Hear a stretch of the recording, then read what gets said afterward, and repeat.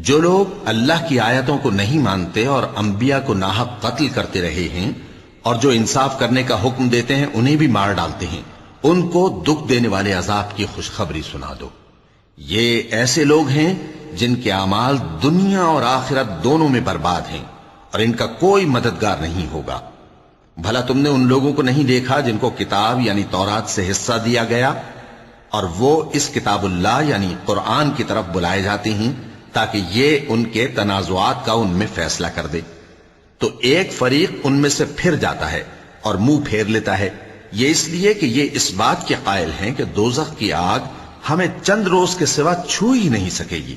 اور جو کچھ یہ دین کے بارے میں بہتان باندھتے رہے ہیں اس نے ان کو